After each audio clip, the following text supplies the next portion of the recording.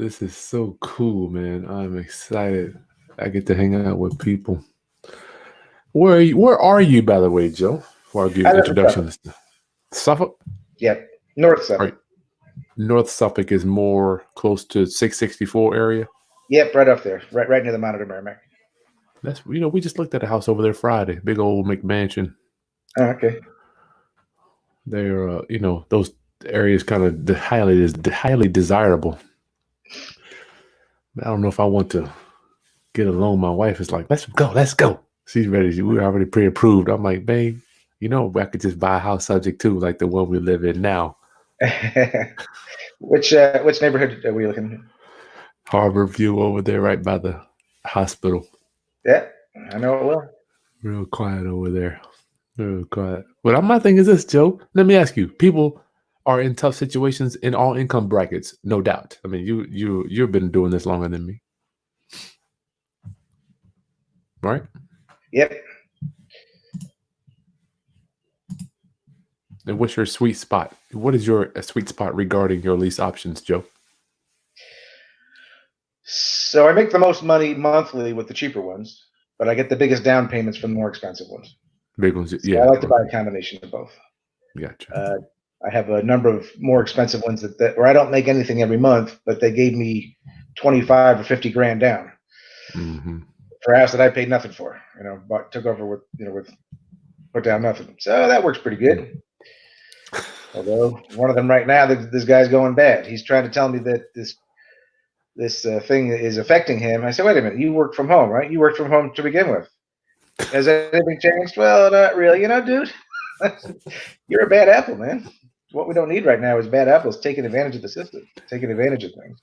Now, was he somebody you never heard from until now, or is he a guy that's been communicating with you over time? Most of the time, he's been fine. He paid his February payment in March, and he has not paid his April payment yet, and he hasn't paid his March payment yet. No, Joe. Sound like you might be for a little roller coaster ride. A roller coaster ride with him, my friend. Yeah, one of the problems of dealing with the more expensive ones. This is like a $300,000 house. I bought it. It was 1 year old. I took over someone's payments. People moved here from Hawaii and were thrilled with the prices. Didn't realize that going from Suffolk to Virginia Beach every day wouldn't be fun. And so they weren't behind on their payments at all, but they were certainly motivated. Ready to go.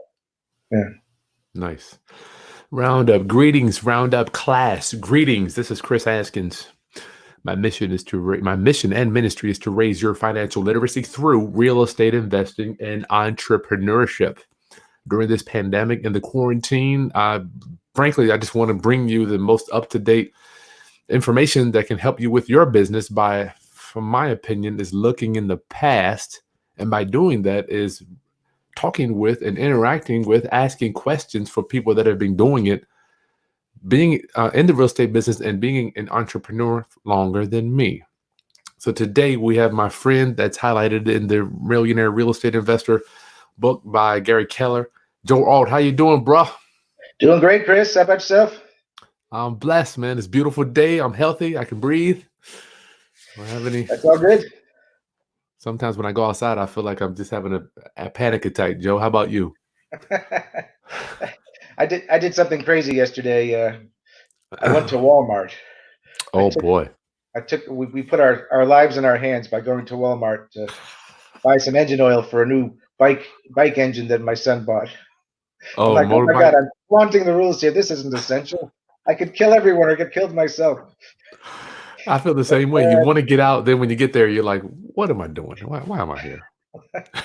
Well, we stayed 6 feet away from everybody and sanitized every 5 seconds. So I don't know, but I mean, this is serious, though. I don't want to make light of this. This is serious, and people are, we've been fairly lucky in our area where things are not that bad. But I know people up in the New York area. This is scary times. This is scary times. I got some investor friends in New York and New Jersey, Joe, and they have multifamilies. And they got tenants that got it, and then it's just a nightmare in the buildings. Everybody's on top of everybody. Exactly. Exactly. From what I'm hearing, you can't tell all the other tenants that certain tenants in your building have it. That's against the law. Yeah. So we're sort of in uncharted territory right now. I can't wait to hear your opinion on where I want to first of all round up. Joe has been in the real estate business since the 1990s. I love talking to him because his perspective is always like, man, what are you doing? You know, I mean, Lease Options, that's what we do. Joe, tell me about, yeah, I know people that are possibly want to get into the real estate business. They're worried about managing tenants. Joe, tell us very frankly, very briefly about a 40,000-foot view of your business and how you manage your tenants. Okay, so what I do is quite simple. I do fix and flips. I don't like them, but I do them now and then. Now, yeah. Mostly what I do is I work with the other 70% of the world that don't qualify for mortgages but want to buy a house.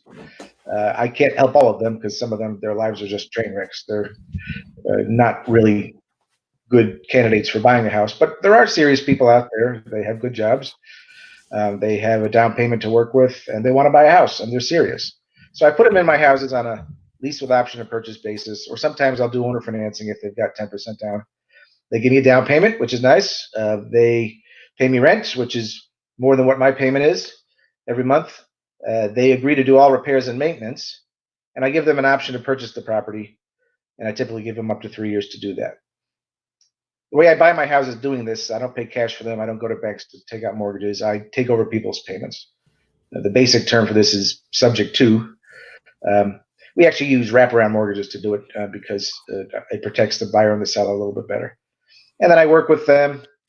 Excuse me. I work with my loan officers and the people in the houses to get them qualified, and hopefully they buy the house. There's not much management involved, really. They do all the repairs and maintenance, unless they don't, in which case I have to step in sometimes. They nowadays, most of them either send me a Zelle or make a deposit directly at my SunTrust or Bank of America and send me a text. I figure out who hasn't paid me. I send them letters. Then we go and we do the court process. Unfortunately, I have to do this with a few people every single month. It changes every month, but it's not a lot of work. It's very different than being a landlord where you're getting the tenant and toilet calls and all those type of things. I don't know how I could do that. At my peak, I had 600 of these at once, and I had managed them all with about a staff of 5 people. Today, I don't have that big staff. I have one assistant who works for me pretty much part-time. I do a lot of the old stuff, and I've got about 80 or 90 properties now, and I'm still as I'm going along. So, Joe, you look like you've relaxed. You're relaxing today. I'm always relaxed. I work from home. I dress however I want. Actually, you're lucky. You actually got a collar right now. Usually, I'm in a t-shirt. Just step up today. I stepped up my game for you, Chris. Well, thank you, Joe. Thank you. Well, I want to just stress. I want to just paint the picture and create the framework of who you are, what you do, and for just the people that I've met, Joe. I can imagine the people that you have met that think that landlording, we deal with tenants that call for repairs and a lot of just back and forth when stuff breaks, Joe. And I just want to make sure that I just paint the picture of that's kind of not the world you live in. It's not, and really the key, Chris, is setting the framework of the relationship right from the very beginning. So the minute they call me to talk to me about one of my houses, they say, "Hi, you have a house for rent on such and such." I'm like, "Actually, it's not for rent. It's for rent to own for people who eventually want to buy this house. Is that what you're looking for, or do you just want to rent?" I make it very easy for them to back out of the situation if that's not meant for them. All right. My stance with people is I'm friendly, but I'm fairly serious. I'm not going to become friends with these people. This is a business arrangement. And that gets established from the first time I meet them at the house to when we're doing the paperwork. I look them in the eye. I tell them exactly how things are going to be. I talk to them about what the eviction process is and how it all works. And along the way, they say, that's never going to happen. I say, I know, but I have this conversation with every single person. And I go through the whole thing. And in the end, I asked them, I said, "Is that fair? Is that how you would do it if you were me?" And they say, "Oh, yes, absolutely." Sometimes I have to remind them about this conversation that we had. They said, I had one guy who was irate. I file all my paperwork on the 11th of the month, right? The 5-day letters go out on the 6th, and they have 5 days, and the next day is the 11th. I don't care if that's a Wednesday, and they tell me, "Joe, I'm going to catch everything up on Friday." I might have 3 other cases at that. I might have 3 other cases at that courthouse. If that guy does not pay me on Friday, I got to go back again, file another set of paperwork. I'm getting a different court date. I can't do this with everybody. Look, this is the rules. Right? I'm sorry if you feel like that you're exempt from them. This is the way I'm doing. It's my house. It's my rules. I told you I was going to be right up front, didn't I? So one of the guys I'd listen to is a guy named Bill Bronchick. Do you know Bill out in Colorado? Yeah, I had him on my channel several times. That's my dog. Oh, Matter of great. fact, I've been out there. We hung out a couple of times. I've been to Denver with him. Oh, fabulous. Well, so one of Bill's statements is your tenants will teach you about landlording that what you don't know, right? What you don't know about landlording, your tenants will teach you. I still make mistakes. I still listen to people when I shouldn't. I did it constantly when I first started. Eventually, I figured out that just run the process, hope for the best, and plan for the worst. So are you telling me if someone says they're going to pay, you still continue with your process? Yes, I have to. Well, part of it is I have partners in a lot of these properties, and my classic statement to everyone is, look, I'd love to do it if it was just me, but I have a fiduciary responsibility to my partner. I have a real estate license. I can't put that in jeopardy. I have to, zealously guard his interests, and therefore that's the way we have to do it. Oh, you have a fiduciary responsibility. I understand now. They don't know what that means. Sometimes my partner is my chocolate Labrador Retriever. Okay. But one way or the other, I'm probably going to blame a partner for whatever I have to do. I hear you on that. I'm the same way, Joe. I'm never the. So are you telling me you kind of like diverting to a higher power, perhaps? Yeah. That's the way to do it. Because if it's out of my hands, then what can I do? No argument. So why do you do that, Joe? Just so for my rounders that may not understand why you operate in that fashion.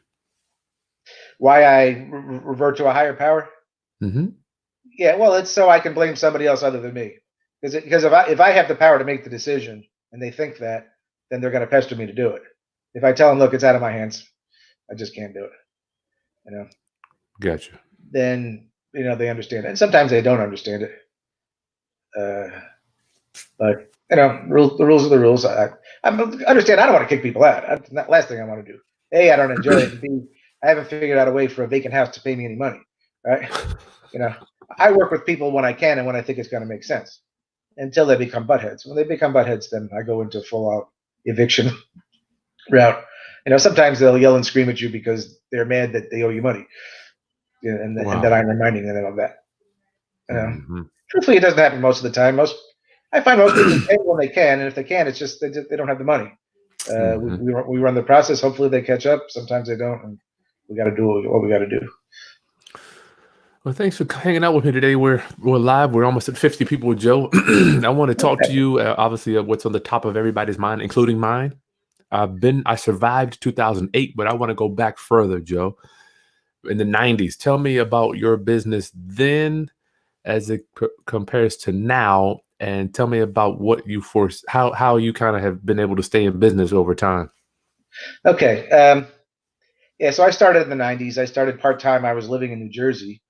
And I started buying properties down here in the Hampton Roads area of Virginia.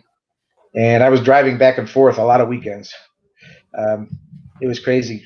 I did that for about a year. I bought my first house in 96, and I did that for about a year.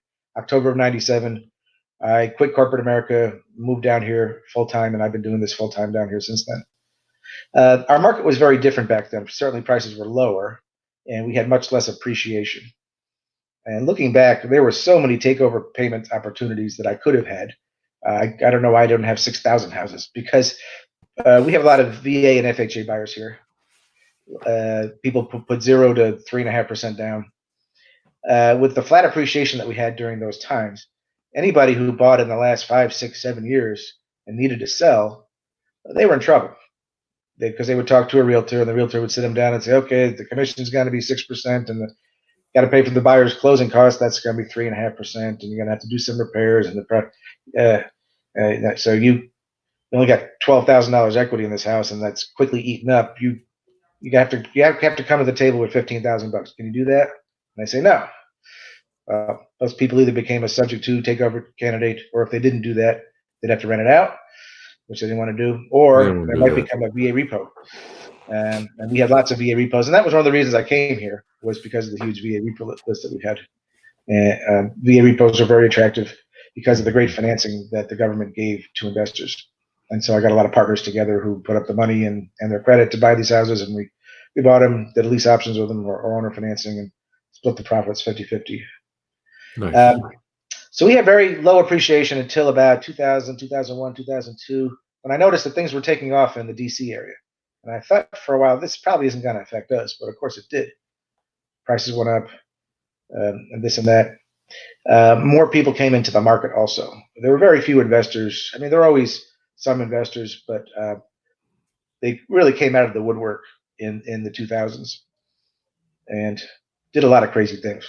I know I had some properties that I had that were fixers, and for a while there I would fix them and sell them retail, but I realized there were investors that were willing to pay almost full market value for them, Retail. and they needed work.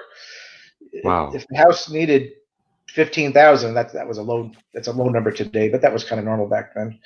If it needed $15,000 worth of work, I could probably just drop the price from value maybe 20,000. Be willing to buy this house with only gaining $5,000, which was nuts.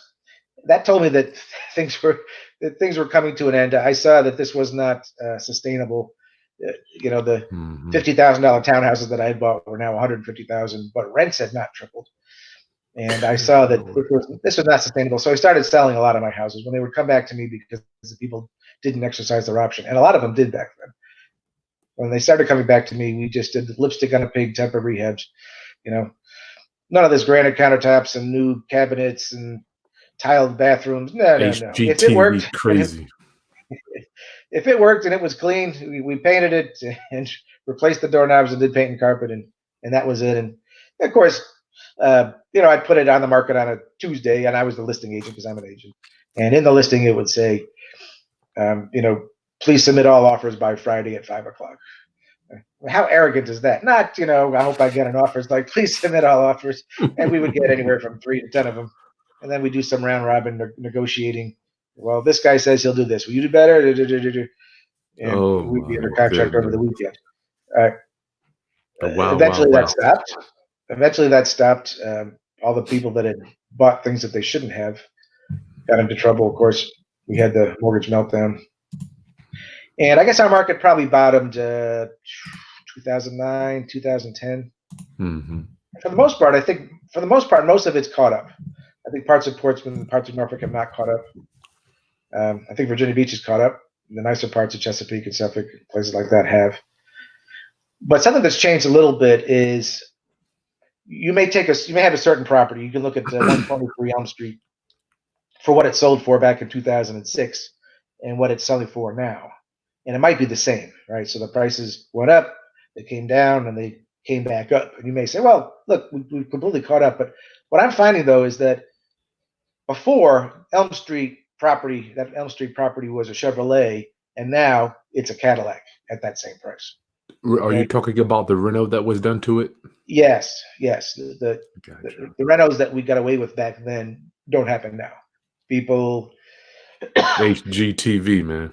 Yes. If you painted the cabinets and have fiberglass inserts in the showers and linoleum floors and not granite countertops, that house needs updating, right? And those properties tend to sit. They also make good takeover payment candidates. I buy a lot of houses like that. Gotcha. And they work in my portfolio because since I'm dealing with people who can't qualify for a mortgage, it's not like they can pick from the whole MLS. They got this number of properties they can pick from, and they have learned to live with the fact that it's not a Rolls Royce. That's going to be a lease option. Just for my round-uppers, you are referring to lease options, right, Joe? Yes, exactly. So people that aren't qualified who need to do a rent-to-own type of situation or something like that, so they can build their credit and whatever. They're less picky than people who know they can buy anything on the MLS up to their borrowing amount. They're great to work with. They are. Generally speaking. I've sort of classified these lease option people. Some of them are blue-collar people who have never owned a house before. They want the opportunity. Others are what I call fallen angels. These are people that had good credit, have owned a house before, have gone to the bank and gotten a nice low interest rate mortgage, and something happened in their lives. They don't have that credit anymore. They can't go to the bank and do that anymore, and they need someone like me. Some of them, these fallen angels, are happy and grateful of what I offer, and others aren't. They think they're still qualified, right? They think Do whatever they want. they think they're still 18 and handsome, and now they're 65 and ugly. to use that sort of analogy. I mean, so yeah, but it's fun business. I enjoy it. I still do it. I'm still not interested in doing anything else, to be honest. Cool. Joe, for our rounduppers that are just joining us, I'm hanging out with Joe Arlt, real estate investor since the 1990s. Get your questions in for Joe. We're getting ready to get into his thoughts on what he thinks. First of all, how he's been able to survive. I want to know the secret. And I want to find out where you think we're going, Joe, and how you're having to change. Tell me about the first, not before 08, Joe. Did you survive? What was the savings and loans? I wasn't in business in the 90s. I don't know what it was. I can't remember what it was termed. Yeah, that was right before I got into it. So I was not impacted by any of that, luckily. Okay, so you were hit by something in the late 90s, though. Or was 8 your first one?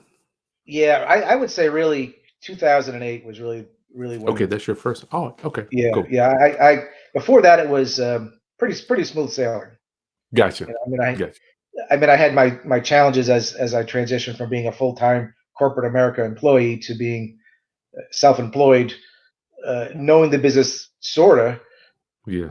Having about 10 houses, but with about a year worth of part-time under me. But it's really around then when you start to realize how much you don't know about real estate or anything else. That's true. That knowledge comes from a number of deals, but also time with those deals, I find, because as time goes on, then you see a lot of different things. Today, I would say, having been in the business for over 20 years and had over 600 houses, I've seen pretty much everything. I've had houses burned down. I've had people die in my houses. Luckily, I have not had any murders in my houses. Thank God. But I've seen pretty much everything. Wow. 2008 was difficult, though. 2008 was difficult. Part of it was because I made stupid decisions with all that money that I was making by selling all of my properties. Were you talking about the money you made? You're talking about the money you made, Joe? The profit that you made with it? Tell me about that, Joe. Well, I mean, I got into things. I got into businesses that where I was not steering the boat, and I got it. And I trusted people who I thought knew what they were doing, and they were as clueless as I was about it. What type of businesses are these, Joe? More of a passive investor in these type of things, and they didn't work out. They were commercial projects that we didn't fully understand. Oh, okay.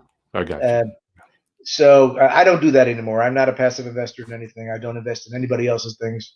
I watch my money like a hawk nowadays because I lost a lot of money. There were some projects that were over $1 million cash that I lost. I also had a big embezzlement where I had 2 employees steal at least that much from me. Oh my goodness. Which caused some problems. But I'm still here. I'm still married, which is a shock looking back because that type of thing really affects you. It does.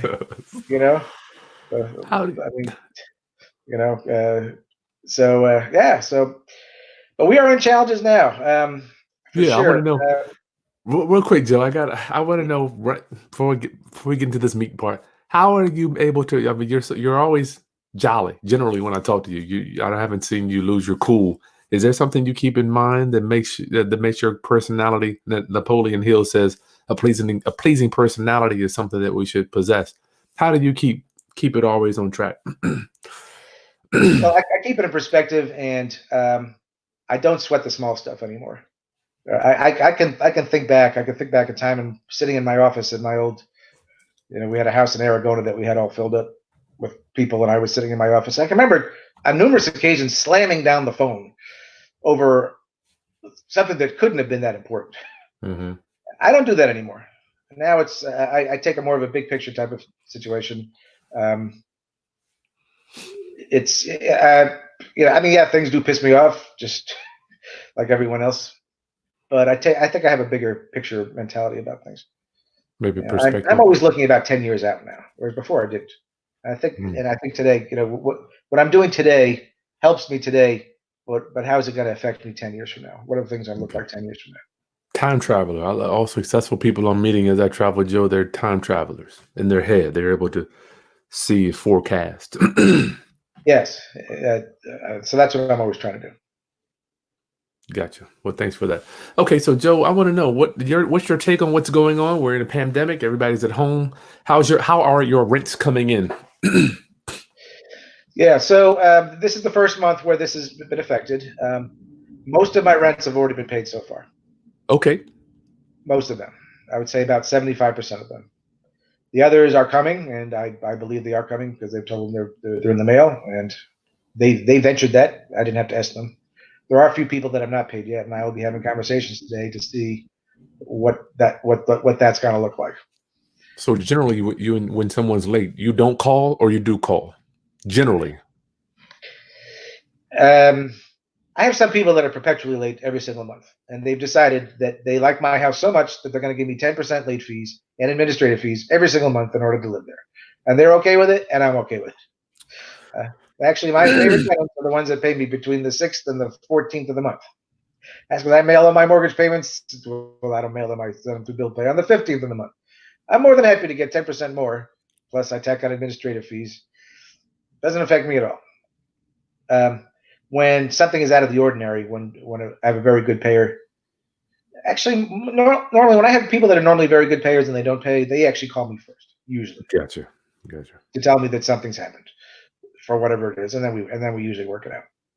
But the people that are late habitually, you just send. I'm presuming you just mail out the letter and you don't even call. I sent out the 5-day letter. If it gets to the 11th, I'll sue them. Just go do it. Yep, and they get used to it. Some of them decide it's too much work, it's too much, and they just leave. But I have to do that though, even though it's probable they're going to pay me. I have to do this because a little saying that I have is that tenants pay you great until they stop. Tenants pay you great until they stop. The problem is they don't call you and tell you that they're going to stop. They just stop, and you don't know when that's going to be. You don't know when that's going to be. So I have to go through the process and just assume that they're not going to pay me, and then I'll just be delighted when they do. Roundup, I want you to hear this. I've been preaching this, Joe. I'm like, just file the paperwork. I beg my inner circle members. They're like, they call them, they try to talk to them. They want to say when they're going to pay, why they didn't pay, which is important. But at the end of the day, they're not going to leave until you have, you may or may not have to go through with the judicial system. So file it while you're waiting. Is that what you're saying? Yes.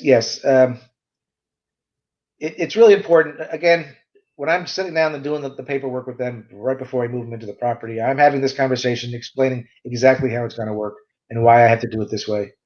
And I'm going to do this no matter what they do, what they say.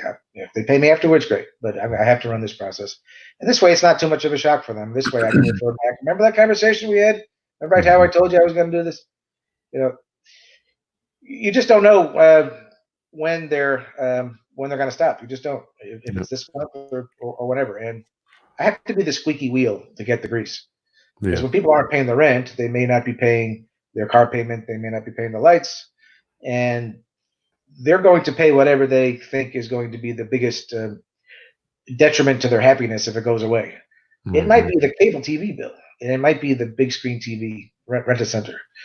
Okay, and I have seen people lose their properties because they prioritized those things.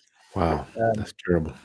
It's just the way it is. I have to be the squeaky wheel, but I recommend everybody become very familiar with the legal process in your area so that it's not daunting to you and so that it just becomes a regular course of action.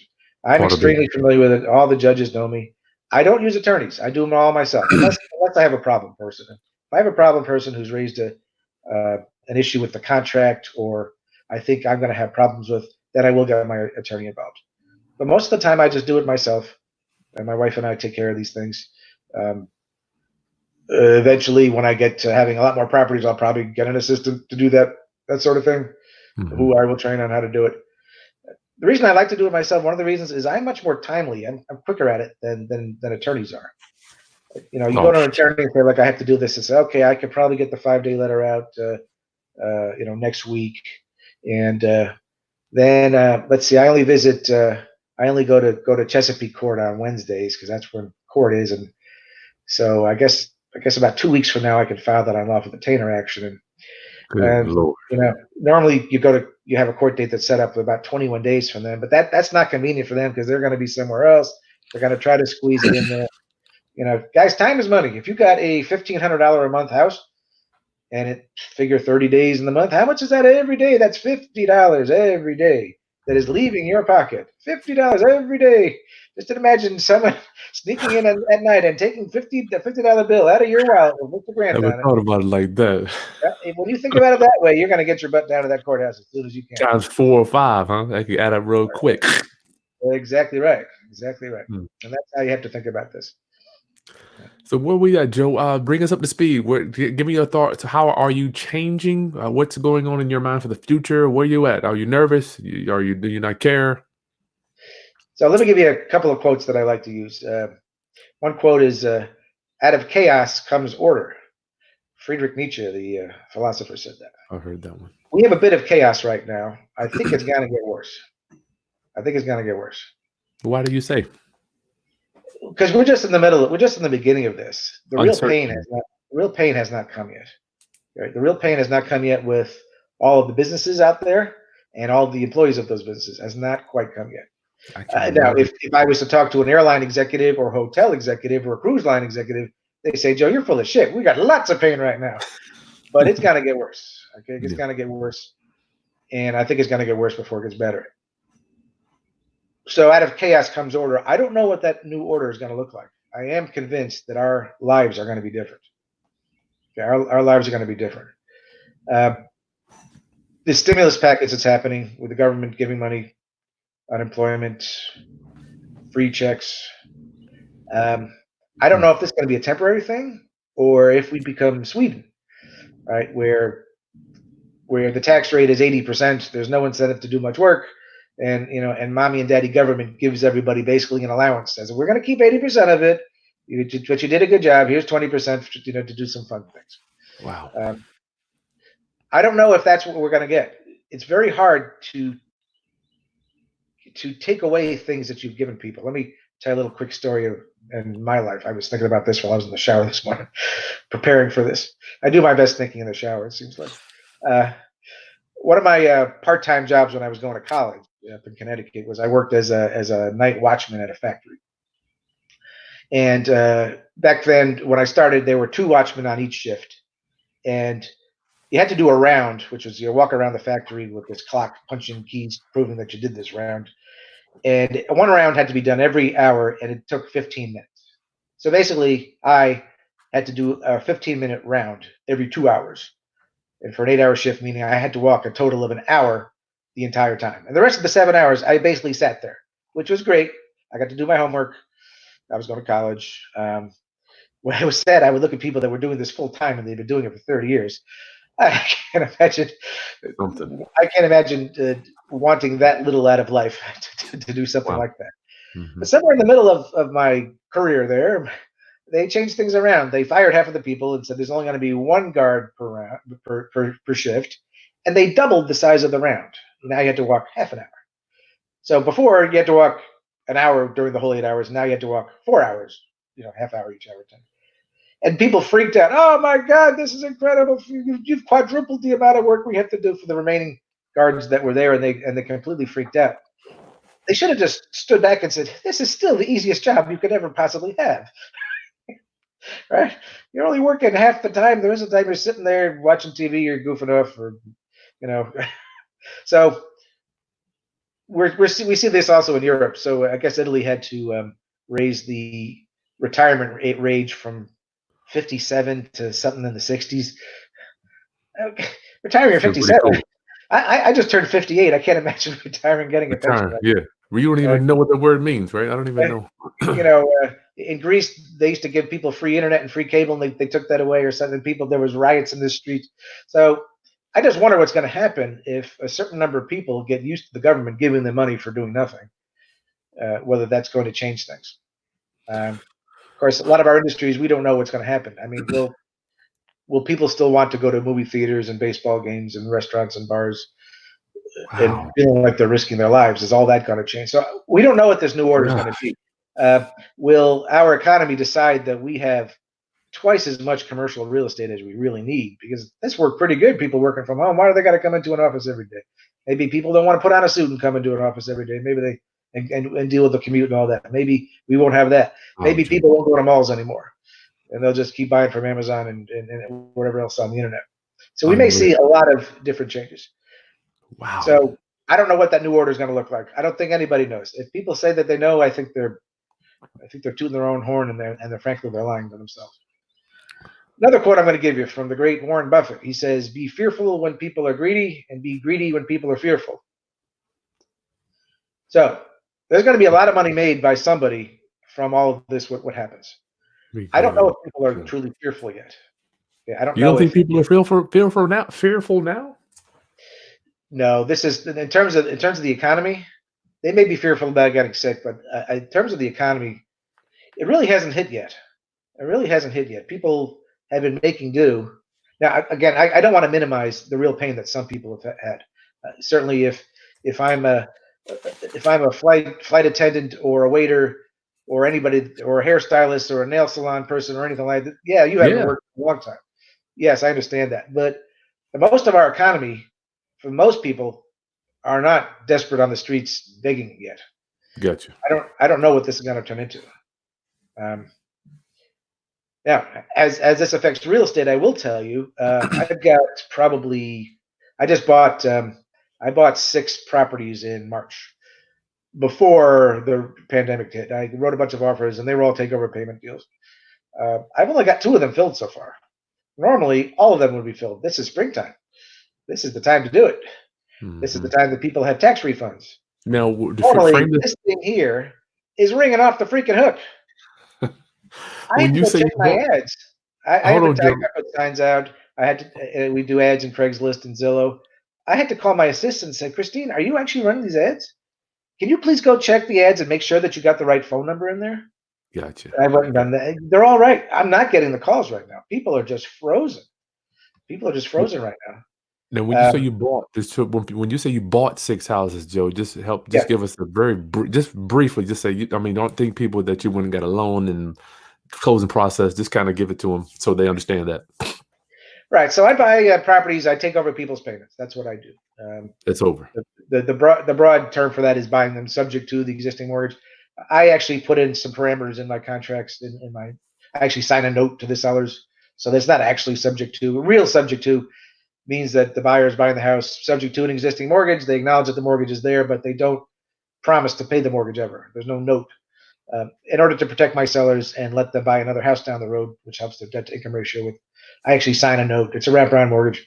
But anyway, Gotcha. I buy them both off the MLS, and I buy them from from FISBOs, people that respond to my marketing, etc. These 6 were all actually off the MLS. Um, I work with in private lenders, investors who lend me money for the down payments and closing costs if I need that.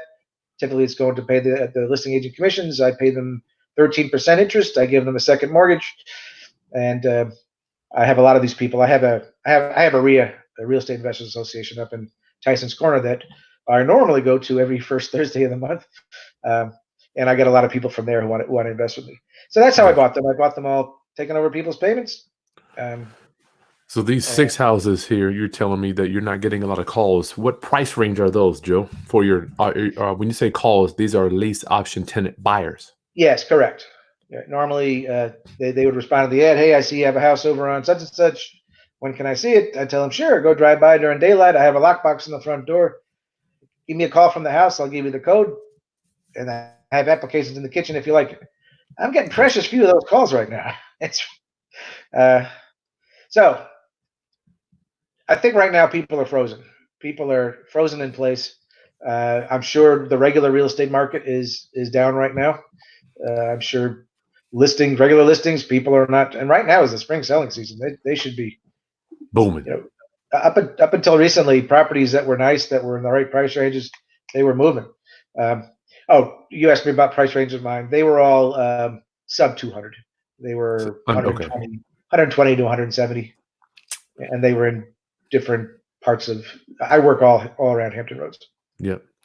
One second, Joe. If you're just joining us, round up. Thank you for joining us. I'm hanging out with Joe Arlt, who is highlighted in the Millionaire Real Estate Investor. He is here today telling us some of the strategies that he's doing differently in the new market. I guess what Joe is saying is this could be a new economy. Make sure you click that like button for optimization purposes and share it while we're live. Get your questions in the chat box over there.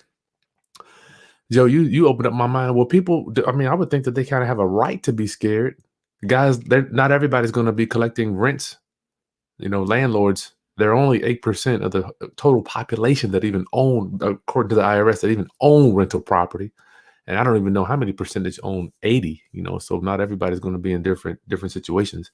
I mean, they might have a right to be a little fearful, Joe. What would you think? So my suggestion for everybody right now, and this is just my thoughts, is you have to ask yourself a few difficult questions. If you go and buy a property with a plan to put someone in there, it could be 4 or 5 months until you get any money on it. Can you carry that property? Okay. If you can't, maybe you shouldn't be buying now. If you're a wholesaler, I think that might be a good time. Wholesaling, very limited risk. I think there are still investor buyers out there. If you're a rehabber, I'd be a little nervous. I don't have a crystal ball, but it's not out of the realm of possibility for the general price range of general prices of real estate to go down 10, 20, 30% come September. I don't think it's out of the realm of possibility. If Especially you're with back to school, right? Yeah, well, just when back to school is already one thing, but then you got the economy slowing down and back to school. That's all. Well, you got that part, but also all the stimulus that's happening, it's going to be over by then. Foreclosure, forbearance moratoriums are going to disappear. Eviction moratoriums are going to disappear. And I think what's going to hit the fan come around September. You have to ask yourself, can you carry these properties until then? Now, if you're, like I said, if you're a rehabber, your plan is to buy this house, fix it, and sell it retail, that market might be shut down. What's going to happen with lenders? I'm hearing right now that FHA and VA mortgages, there's glitches where people are ready to close on these things. I got one right now. I bought one of the houses, one of those 6 that I just bought. The deal was they would get to stay there for a little bit and pay me rent while they were waiting for their new loan on their new house to close. That was supposed to happen the end of the month. It's now the 6th. It hasn't happened yet. It's not because of them. They're not sure when it's going to happen. You already bought? You already got the deed? Yes, I own their house, and right now they're living in my house. Yeah, that's sticky, Joe. Well, they're paying me rent for the time that they're there, which is okay. That's sticky. But we don't know. I mean, there's a lot of uncertainty. So just understand that one thing I found as investors, all investors are paid to the extent that they're willing to mitigate their ability and their willingness to mitigate risk. Okay? I don't care if you're in the stock market or if you're in real estate. The more risk you're willing to take on and can deal with, the more money you can make. If you can't deal with any risk, well, that's why we have money market funds and certificates of deposit. If you can deal with some risk, we got bonds. If you got a little more, then there's stocks, and there's different levels of risk within stocks depending on the class. Within real estate here, understand that normally there's a manageable amount of risk. Right now, because of uncertainty, we don't know what's happening. You have to ask yourself what you can deal with. I don't think you need to completely shut down. So, for instance, right now I've stopped writing offers on MLS properties where there's cash involved because I think those are going to come down. However, my marketing, when it generates thing where someone says, "Look, Joe, I want you to take over my house. I don't need any cash for it. Just pay the closing costs. I've given you the deed to the house, and there's some equity in it, and I can make monthly cash flow with it." I will take those because 10 years from now, I'm going to be happy I did. But I also have some reserves, right? To float that mortgage payment. If you don't have any reserves, you got to be careful because we don't know what's going to happen. Right now, we talked about how the usual legal process is, where today's the 6th of the month. We will send out those 5-day letters, but come the 11th, I won't be able to do anything with them because the courts will not let me go sue people. All right? Wow. I heard Virginia Beach right now, they pushed all their April, Virginia Beach court pushed all their April cases into August. Wow. That's August. hard. Oh man. As if they weren't already backed up, no doubt. That's right. That's deep, So, Joe. So you're you know, saying I think wholesaling? everybody has to handle this themselves, and they have to expect the worst. Now, I don't think we need to completely shut down. I'm still doing marketing because, like I said, I'm going to take those. I'm going to take those free houses because I can Sub live two. with. I can live with those. Yeah, I can Sub take two that. owner Yes, because finance. again, when we're on the other side of this, people still going to need to live somewhere. You know. However, to look at the absolute worst, let's think about what happened in the Great Depression. Right, in the Great Depression, the general price level fell by 40%. Of real estate? Everything was reduced by Everything. 40%. Everything, Wow, man. I could not imagine. including real estate. Everything cost 40% less.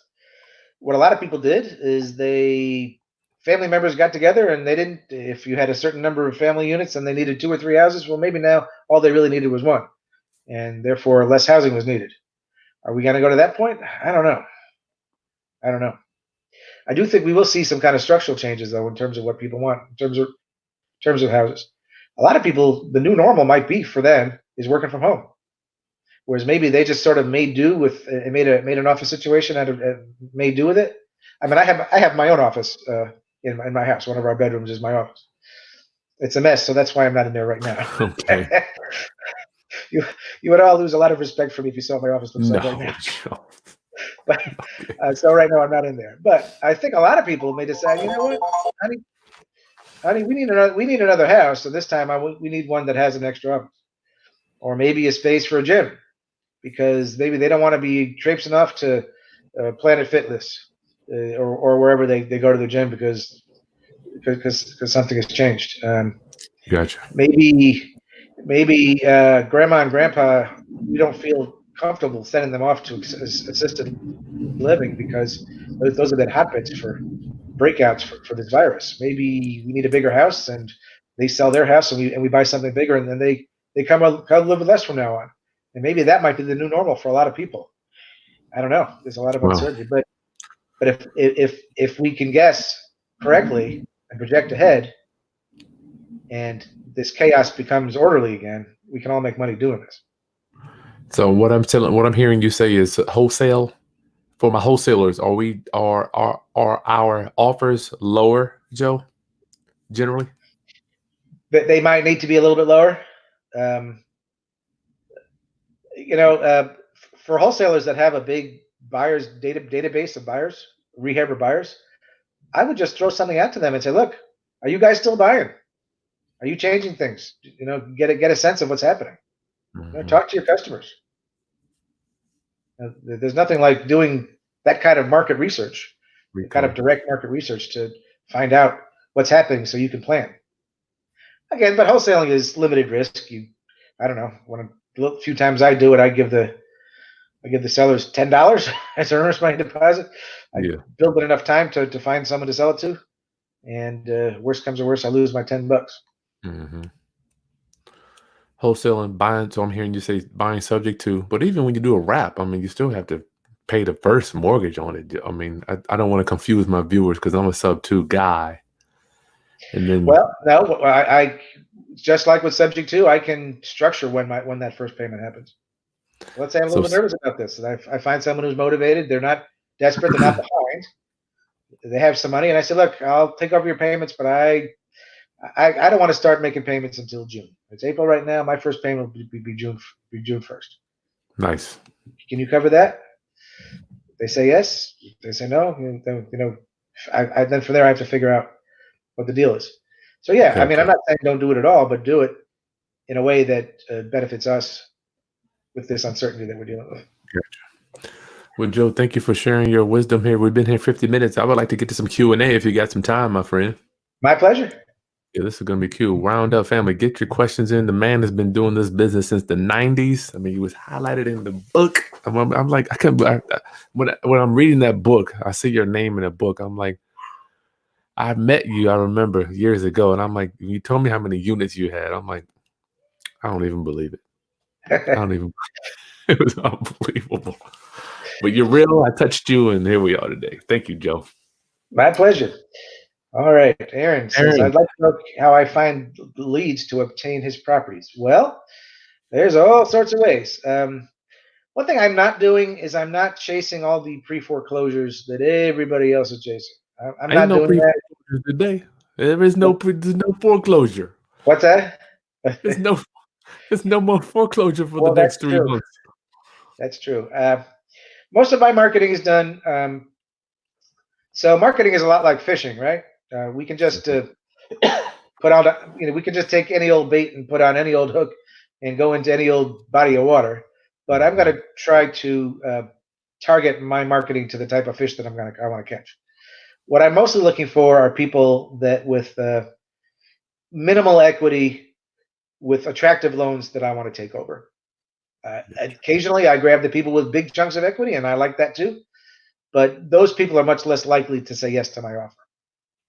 So I'm targeting expired and withdrawn listings. I'm a realtor, so I'm able to do that. I have Christine, she sends letters to all of them every single day.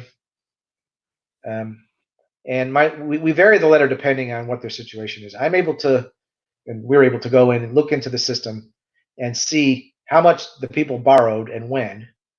And therefore, I can pretty closely predict how much they owe now versus what they're asking for the house. Right?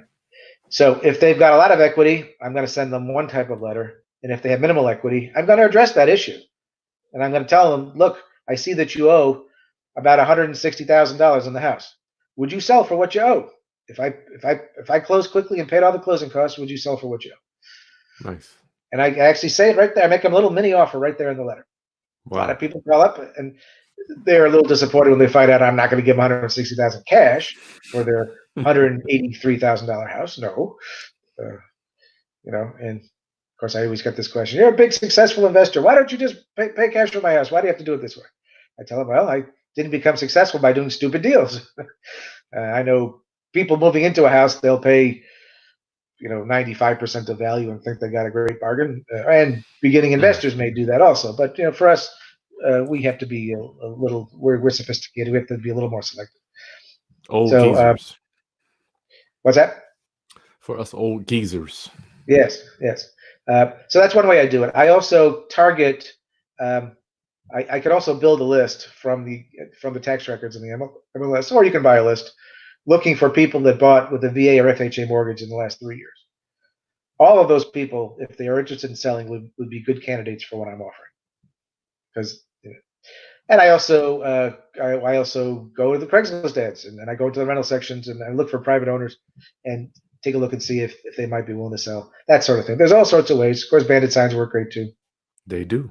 They still work. And something that I do is I call all those bandit signs. I call all those people, and I ask them a simple question. I say, look, I see you buy houses. Great. I do too.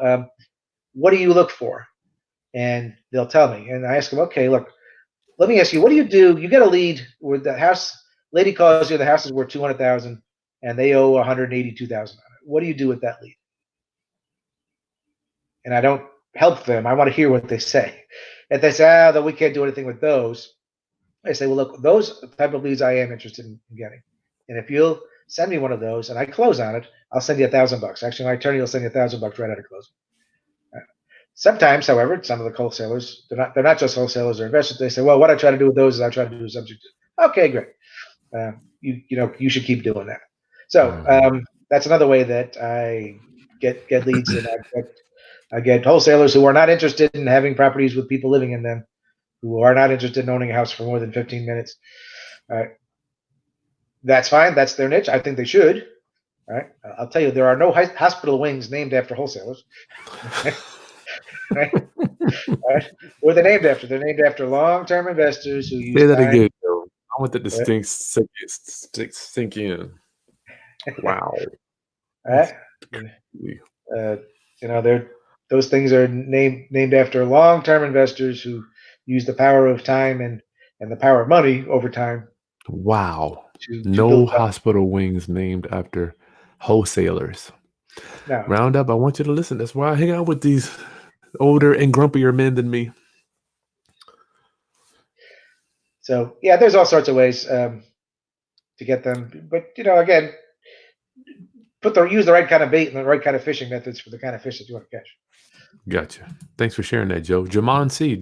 Joe, do you believe home prices across all markets will drop a minimum of 35% like he does?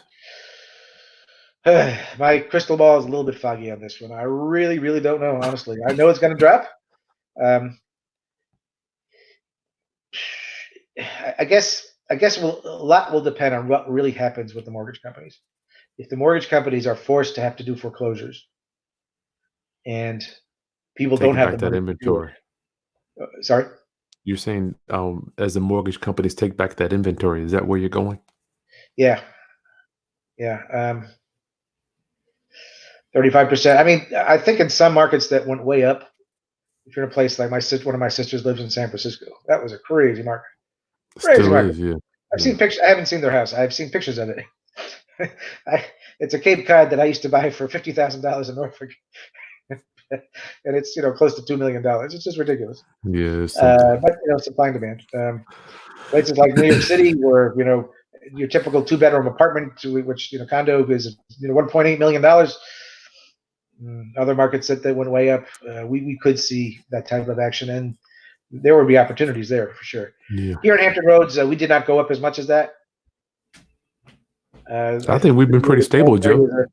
I do believe that the military and all related businesses is a stabilizing force. However, Chris, one other big part of our economy is tourism, isn't it? That's right, with the water. A big part of our business is tourism. Virginia Beach. My Airbnb is dead, man. I got no bookings for the entire summer, Joe. I mean, I usually do 25 days a month, $3,000 to $4,000 a month. I got nothing. Is you talking about Airbnb? Yes. Yeah, completely dead. I had an Airbnb property that did very well until the condo association found out and made me stop. And now it's just a regular furnished rental. But yes, I'm glad it's not an Airbnb right about now. Yeah. That is, trouble. yeah. So I don't know. I don't know what's going to happen. Gotcha. I'm being very, very careful. Something with I was talking to one of my lenders last week, Mike, and he said, anytime you have a drop or a slowdown in the world economy, you can expect prices of real estate to go down. What do you think about that, Joe? Well, absolutely. I mean, right now people are just doing nothing. They're just doing nothing right now. I'm holding tight. I find myself doing much less than I used to. Right? I work from home all the time. Things shouldn't change that much. I got a whole bunch of tax returns I got to crank out. I'm doing them kind of slowly right now. Something. maybe because the date got pushed off until July, but there's no reason for that. I could be doing them. I think right now something up here, right? Just we may be in a new mindset right now, and this might affect things. But I'm like, Joe, I'm thinking if I get a big check, but we just get checks, we sold the house, I can't even go on a cruise, or I'm like, what am I even? I can't even go to a hotel. Yeah. Jeffrey, Joe, do you rehab as well, or just creative financing, Joe? Thanks for Jeffrey Soto. Hey, Jeff. Hey, Jeff. I hate doing rehabs, but having said that, I got 3 of them going on right now. Oh my! Are you nervous, Joe? Properties that I bought for the specific purpose of that. These were properties that I've owned for nearly 20 years. They were lease option properties. They were VA repos when we bought them, so they weren't too pretty to begin with, and they just got uglier and uglier and uglier. And finally, me and my partners decided, you know what? Let's just go rehab these suckers, sell them retail, and get rid of them.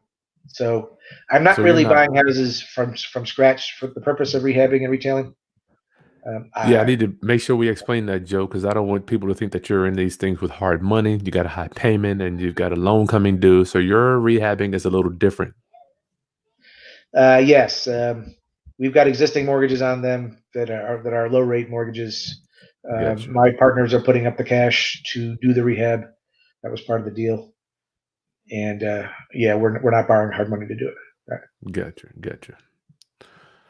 Roundupers, get your questions in for Joe Arlt and get them answered by the expert. Man, we've been around forever. Tony, prices are going to drop. Does anybody know what? Oh, that's a statement he's saying there. All right. So the definition of a recession is when GDP, I'm doing off this member here. It's a situation when GDP drops for 2 consecutive quarters. I think that's what's called a recession.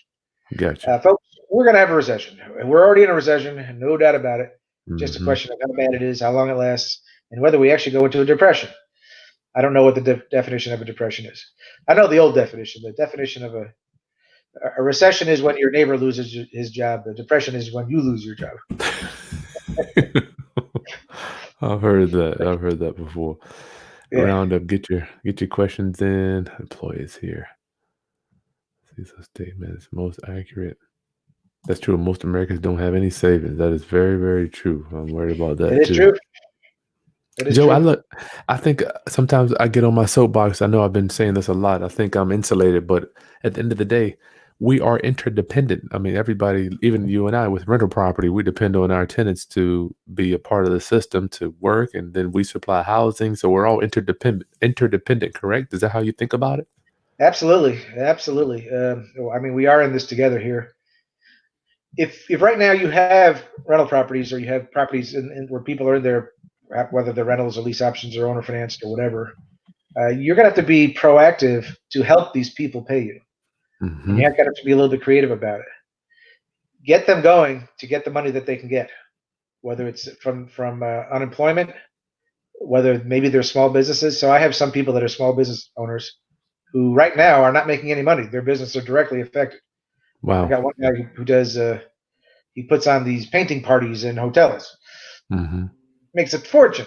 Right now he's making zero. Yeah. He's got Yeah. 2 houses. One he lives in and one that his baby mama lives in, and he's not paying me on either one because of this. Well, we're having conversations here about what he needs to do to get the money that he needs in order so he can pay me. Oh, wow. That's something. I'm hearing this too. Trade by Houses makes a good point. Lenders are verifying that borrowers are employed. And I've even seen, matter of fact, that an associate that wanted a letter from his job to verify that his job would be available in 3 months. There will still be, his job would still be in good standing in 3 months, Joe. They couldn't give the lender the letter, so they backed out of the loan. Are you seeing this at all? I'll tell you, just anecdotally, I mean, this is smart. If I'm a lender, isn't that smart? I mean, you want to lend money to people whose job's about to go away? It's true, Joe. I mean, it's the truth. I did have one house about a year and a half ago that we fixed, had it under contract, full price, and I found out 2 days before closing that the loan was not going to happen because the lender had called her job, and at the time she had applied about a month before that, she was relying on a lot of overtime. And she needed that overtime in order to qualify for debt to income ratio. This time, the employer said no, she's not getting this overtime anymore, and that was it. The deal evaporated. Deal's done. She was all upset. She had our stuff in the moving van. It was a big, ugly mess, and that money that I had already spent in my head, I had to wait another month and a half to get that. Luckily, I got it back under contract quickly, and the next time we did close. So. Francisco, sub-twos are going to be more available, but will finding good tenants be more available, Joe? Francisco. That's a big deal.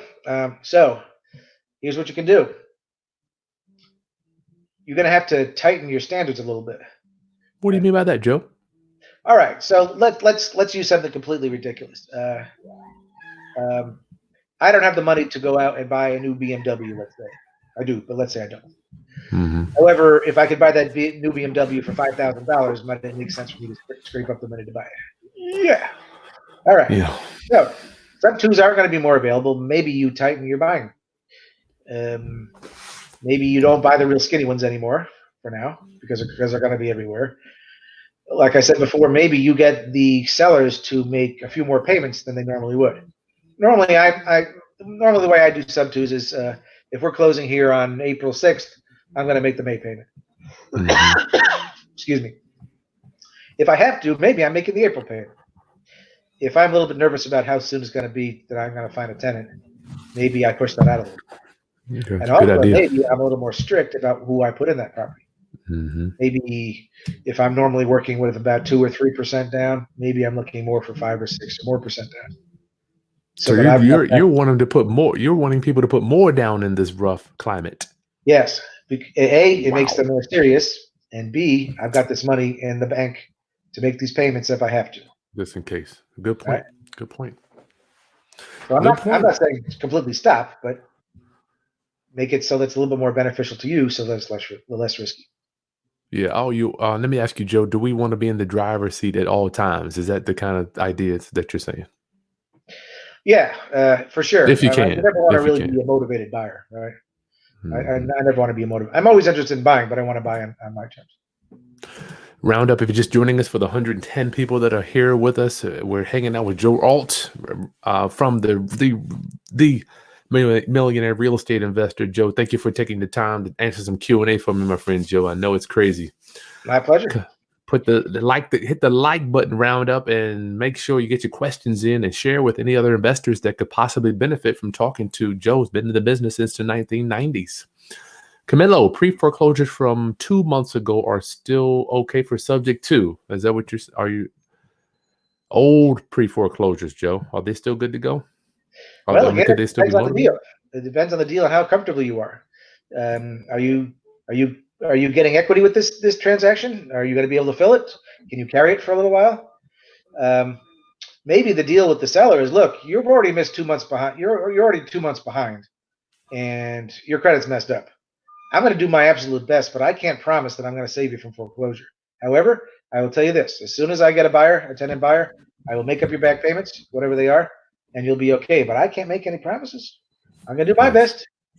And this way, you're going to look for someone that has some cash who can make up those back payments and put you in good shape. I don't want to walk away from any deals. I'm simply going to structure things the way I want it. All right. So if I can get that new BMW for $5,000, all right, I'm going to do it. Nice. Good question. Melanated Goddess, I will have to learn more about this wrap mortgage. Does that mean that you are financing them, Joe? Okay, well, you can do wraps on the buying end and also on the selling end. Okay, a wraparound mortgage simply says that there's an existing mortgage in place with Wells Fargo, say, and that's going to stay right where it is. I am writing a new mortgage and a note to the buyer. It says that I owe the buyer money. It might be a mirror wrap where my terms are exactly the same as the terms of the Wells Fargo mortgage. So if the sellers owe $158,248.28 and they've got a 4% VA mortgage with a payment of $1,250 and change, and there's 27 and a half years left, well, I'm going to execute a note and a mortgage, a wraparound mortgage, to the sellers with the exact same terms.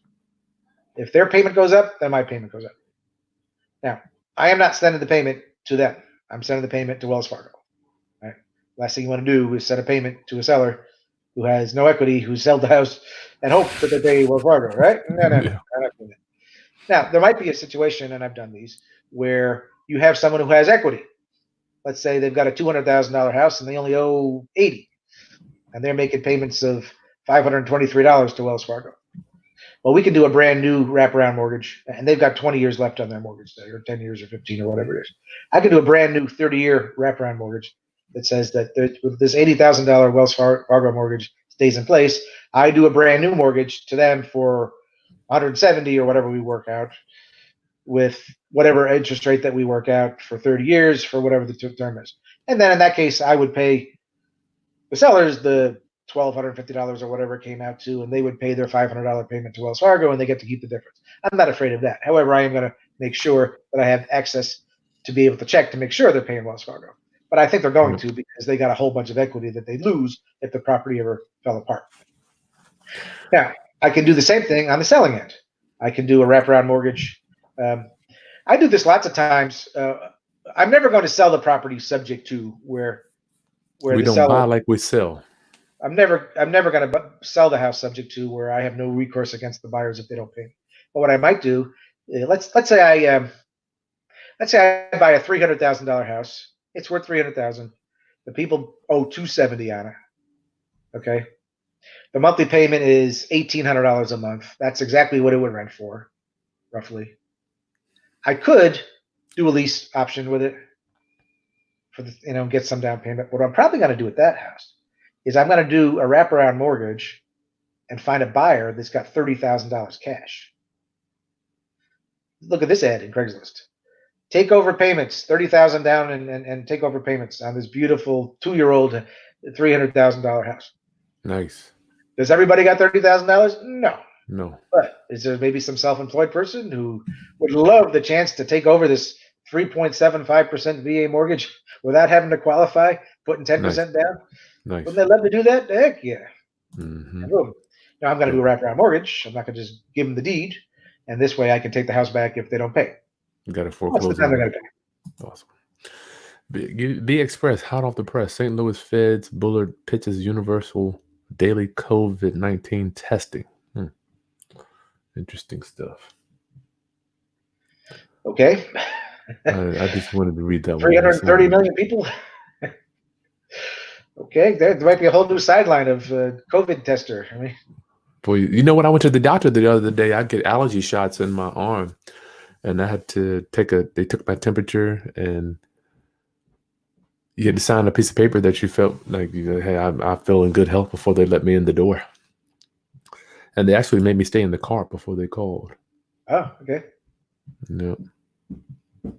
Rounder, get your questions in. Get your questions in. Hope Joe. TB Williams, Joe, seeing that the mortgage companies are offering forbearance and not suspension, do you see them possibly putting the payments to the back end of the loan to avoid mass foreclosures? They really depend on the Yes, I think they will borrowers. do that. I think they will do that as a last resort if they have to. Last I think they're resort. first going to try to work on payment plans so that people resume their payments and make a little bit more every month. But this is going to get very hairy. This is going to get very hairy. Think back to if any of you were around during the last credit crisis, and think about when all these people were contacting the mortgage companies in order to get either a loan mod or a short sale. Were you involved with any of that, Chris, back then? Yeah. I mean, it was so many of them. It was almost like they got lost in the shuffle. Let me they tell weren't you even foreclosing. Let me tell you what the reality was. The phone, you would be on hold for 45 minutes or an hour. You get someone on the line. You get things started. You'd call back, and that person was no longer there, and they lost the file, and you had to start it all over. Oh, my Lord. I remember that. All right? And you had to start it all over again. And I think we're going to see the same thing. I don't know if the mortgage companies are going to have the manpower, unless they're gearing up right now. They're going to have the manpower to deal with all these zillions of people asking for forbearance, and it's going to be nuts. What I would say. So my own strategy is I'm going to pay what I can for as long as I can, but I'm also all these people that I've taken properties over subject to. I'm taking over their payments. Some of these people I'm going to have to go to and say, look, remember you gave me power of attorney over this mortgage when we did this? I'm going to write a letter to the mortgage company asking for some sort of forbearance in order to be able to, in order to be able That's to pay. sharp, Joe. That's sharp right there. No, and I'll tell my sellers what I'm doing. I say, look, this doesn't affect you. They're not affecting your credit. They've said they're not going to ding your credit, so let's do this because I need to, because X, Y, and Z tenants aren't paying me, and unless I'm Warren Buffett, I'm going to run out of reserves sooner or later. And I do think that that's going to happen for a lot of people. They always run out. But let me just point out something else, though. Even though these forbearances are going to be available to lenders, to borrowers, to people that own houses, just understand that something I found in reality with human beings is that the path of least resistance is always to do nothing. Right? That's always the easiest thing, is to do nothing. And a lot of people are going to be frustrated. They know that all they have to do is send a letter or call the mortgage company and then get a forbearance. But some of them will put their heads in the sand and they won't do it. Or they will try to do it, but the process will be so difficult and annoying that they say, screw it, I'm just giving up on this house. And I think there's going to be a lot of takeover payment opportunities from these people who sort of fall through the cracks, who just don't go through this, even though they could. I think we're going to see that. So I would keep your powder dry and be ready to do this, because I believe, again, looking at 10 years, you're going to look back and say, man, I picked up a lot of properties back in 2020, and I'm sure glad that I did. Mm-hmm. Just as long as you have a long-term perspective. You're welcome. Katina Willis. Thank you. Thank you to Joe, too. Joe, she wants to say thank you. You are welcome. Round up, get your questions in. Thanks for joining us. Jed Clark. Joe, how do you financially benefit from earning your MBA from Wharton? Yes, Wharton. At the time, it was a big deal. I bet it was. Yeah, now everybody's like, it's really difficult to get in there. yeah, I how had do a you? I had a 95% level GMAT score. That GMAT is like the version of the SAT, Mm-hmm. and that was average. That was average for the people joining. What? That was average. 95% was average. These are smart people. I think definitely the smartest bunch of people I've ever been around. Um, it taught me how to think about money in some ways, but a lot of what I've learned here, it taught me how to use a financial calculator, which sounds crazy. Lonnie Scruggs. But exactly, but in my business, that's important. I think it gave me a lot of credibility. So I worked with a lot of investor partners and lenders. It gave me a Yeah, lot of credibility. It does give me credibility sometimes with sellers who might be a little bit nervous um, about letting me take over their payments. But when I give them my bio and tell them different things that I've done and this and that, and and you were in the book. I mean, good gracious. yeah, Credibility. So you're saying the biggest thing for Wharton was credibility? That's terrible. I think a Don't lot of tell that. you. I think a lot of that was. I gotta be honest. 95% of what they taught us there, I never used. I never did use. Um, they're training you to be a CEO or CFO of a Fortune 500 company or a big startup or things like that. That's what that goal is. Uh, Gotcha. you know, Okay. I'm CEO of a much smaller company. The buckets of things that I have to worry about are fairly small. Yeah. Okay. Shay, would you suggest buying an investment property right now with hard money with the COVID thing going on, Joe? We just talked about that.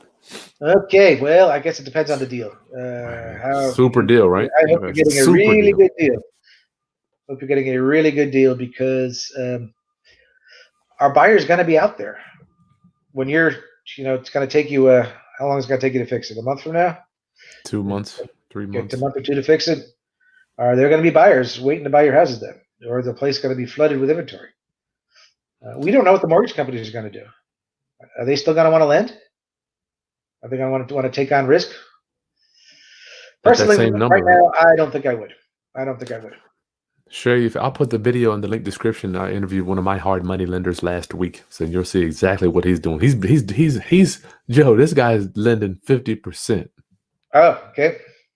He's like, I'm done with it. Yeah. Let's see what we got. Yeah, beware, Miss VSN, beware of forbearance. Could bite you in the butt. Very true. Is everyone stock Well, what I market? think is going to happen here, you remember when those short sales first came out? When they first started? Oh, short sale? What the hell? Nobody knew what a short sale was. Discount, right? Now, That's what it was. now everybody knows what a short sale is. If you talk to Mhm. a layman who's never bought a property before, everybody knows what a short sale is.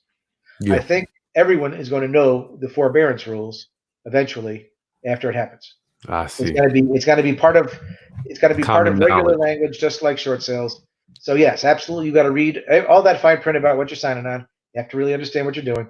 But I think we all are because it's going to be it's Common it's going knowledge. to Yeah. become part of our vocabulary, just like a lot of other things are going to become part of our vocabulary after all this is said and done. Joe Rosanna, she's one of my associates out in California. She works with the housing department. What do you think about housing choice voucher program / Section 8 now? Is this a good time for that? Sure, We do a lot of that absolutely, too. So. absolutely. Section 8 would be a great place to be, I think, right about now. Absolutely. Do you touch that at all, Joe? I've owned some Section 8s. I don't own any right now.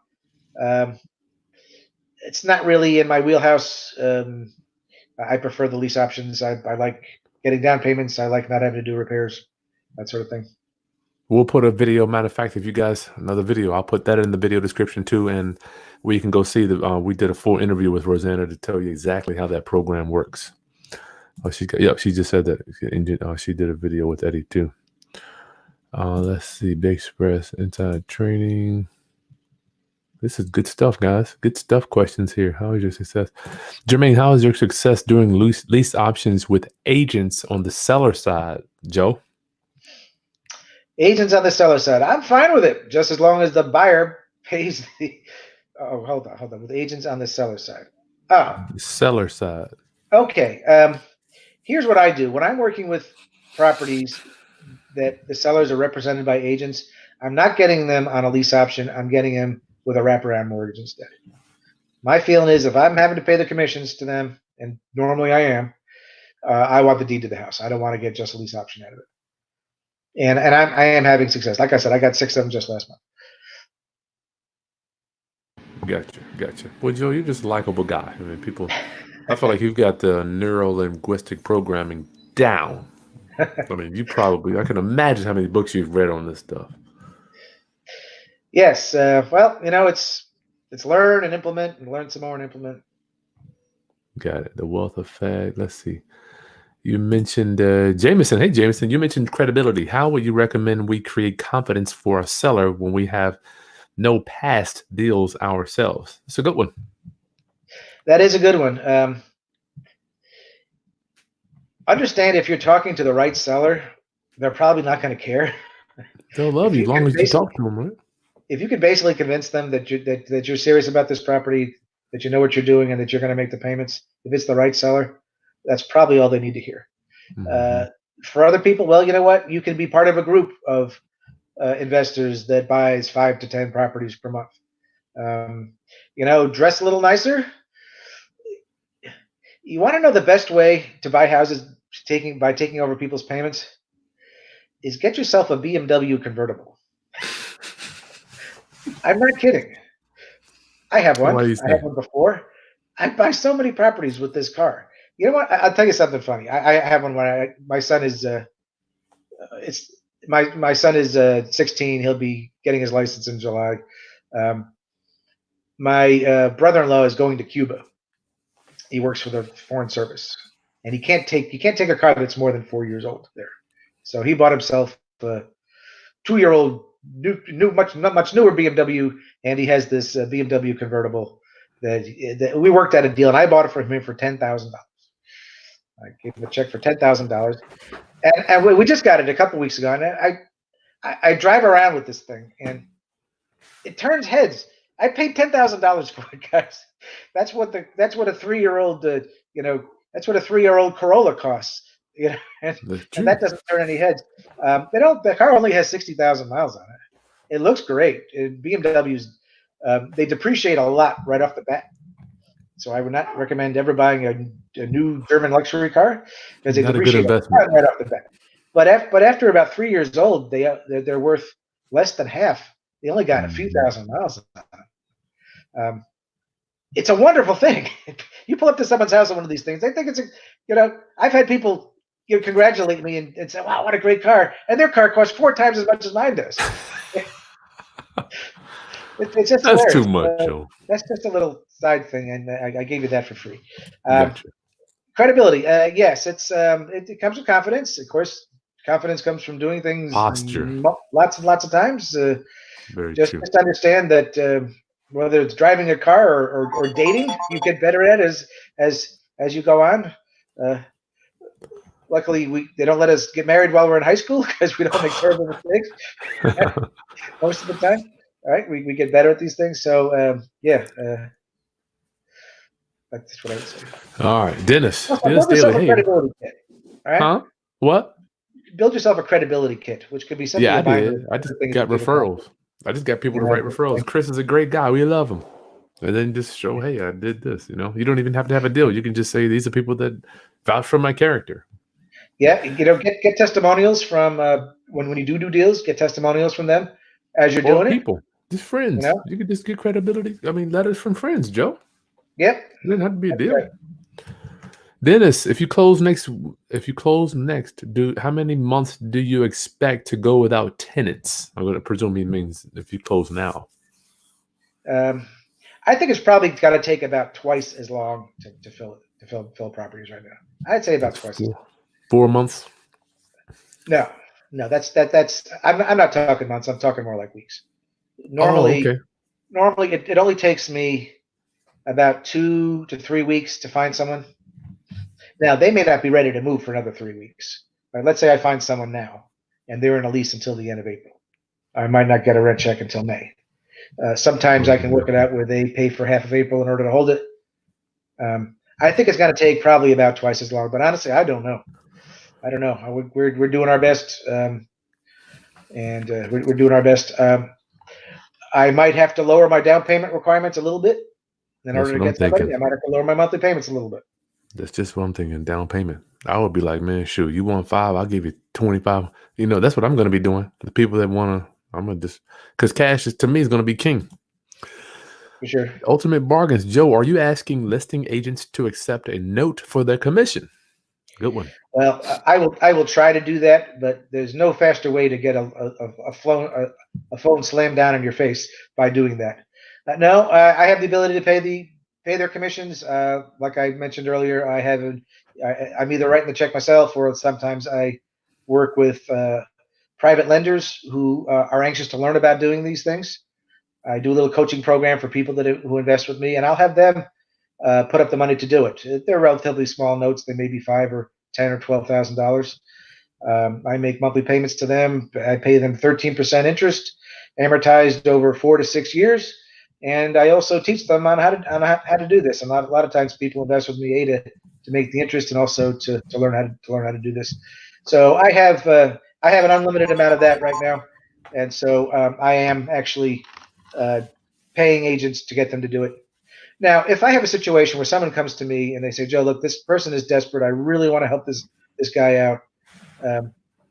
He can't carry this property anymore. It's been listed for 4 or 5, 6 months. At that point, I might say, look, can I pay you in a note? I'll give you $100 a month until it's paid off. No interest. I've done that before too. But if it's not that type of situation, I'm probably going to have to pay them now. Gotcha. Now, maybe I could pay them half now and half $100 a month. It all depends on the deal, and it all depends on the motivation of the other side.